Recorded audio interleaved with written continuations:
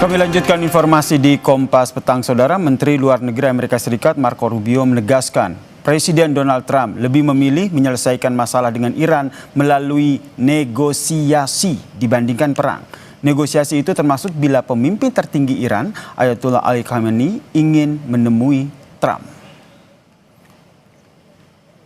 Pernyataan tersebut muncul di tengah ketegangan yang masih memanas menyusul pengerahan kapal induk kedua Amerika Serikat ke kawasan Timur Tengah, Saudara. Menurut Rubio, Donald Trump lebih memilih menyelesaikan masalah menggunakan jalur diplomatik dengan Iran.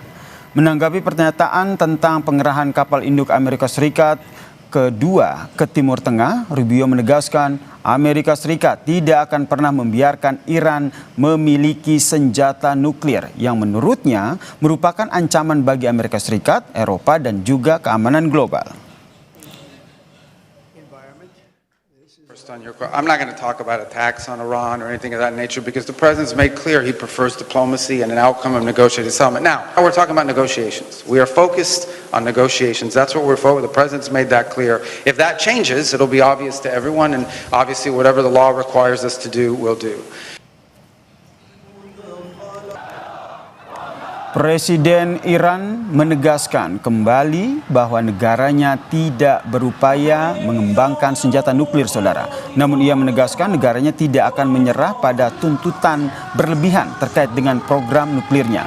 Presiden Iran juga mengatakan negaranya siap untuk verifikasi apapun dari program nuklirnya dan menegaskan bahwa Teheran tidak berupaya memperoleh senjata nuklir.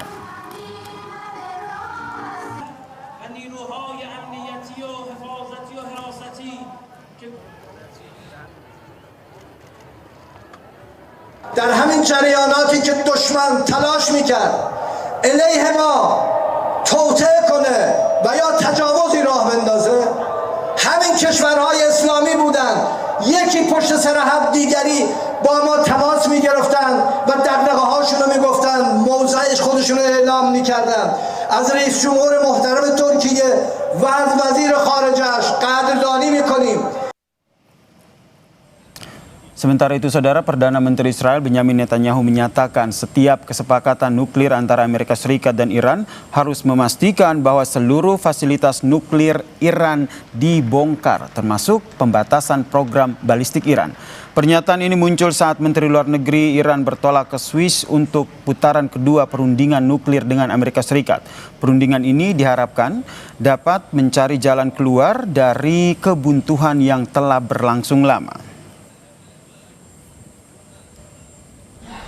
The second is that there shall be no enrichment capability, not stopping the enrichment process, but dismantle the equipment and the infrastructure that allows you to enrich in the first place. And the third is to deal also with the questions of ballistic missiles. Sementara itu, Saudara, Presiden Amerika Serikat Donald Trump mengancam akan mengirimkan kapal induk kedua ke Timur Tengah, Saudara. Dikirimnya kapal induk ini sebagai peringatan terhadap Iran jika gagal mencapai kesepakatan tentang program nuklirnya. Trump menyebut USS Gerald Ford segera meninggalkan wilayah Karibia menuju ke Timur Tengah. USS Gerald Ford akan bergabung dengan kelompok tempur USS Abraham Lincoln yang sudah mengepung Iran sejak Januari lalu. In case we don't make a deal, we'll need it. Are you worried? We'll need it. If we have a deal, we could cut it short. It'll be leaving very soon. We have one out there that just arrived. If we need it, we have it ready. A very big force. How confident are you that our negotiations with Iran will be successful? I think they'll be successful, and if they're not, it's going to be a bad day for Iran. Very bad. Saudara, putaran kedua perundingan nuklir antara Amerika Serikat dan Iran dijadwalkan pada Selasa besok di Jenewa, Swiss, Saudara. Di sisi lain, Presiden Amerika Serikat Donald Trump mengancam akan mengerahkan kapal induk USS Gerald Ford ke Timur Tengah, sementara Iran tetap menolak setiap bentuk tekanan dari manapun. Pertanyaannya, apakah kondisi ini akan mengarah pada konflik kedua negara? Kami membahasnya bersama dengan dosen ilmu politik Universitas Udayana, Aifata Filomeno Boromeu, yang telah bergabung bersama kami di Kompas Petang. Selamat petang, Mas Fatah. Terima kasih, selamat petang Mas. Ini kan kalau kita lihat putaran pertama negosiasinya ini nampaknya ya bisa dikatakan menemui jalan buntu begitu kan. Nah, besok akan ada negosiasi putaran kedua di Jenewa, Swiss. Menurut Anda ini kesepakatannya akan ada nggak sih antara Amerika Serikat dan juga Iran terkait dengan nuklir ini?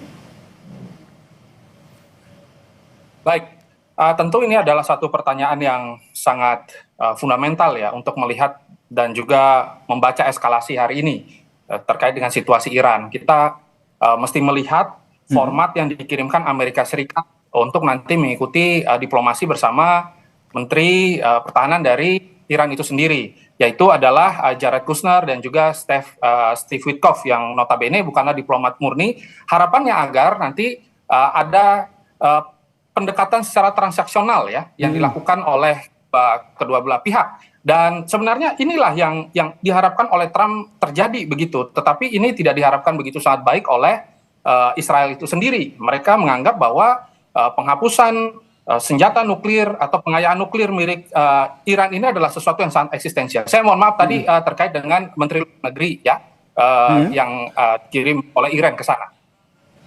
Ya ini kalau di sisi lain kan kalau kita lihat kan Donald Trump sendiri sempat mengatakan bahwa lebih mengedepankan menggunakan diplomatik begitu. Meskipun ada sejumlah kapal perang yang sudah dikirim. Anda melihat ini diplomatik, negosiasi yang ingin disampaikan ala Donald Trump ini seperti apa dengan Iran?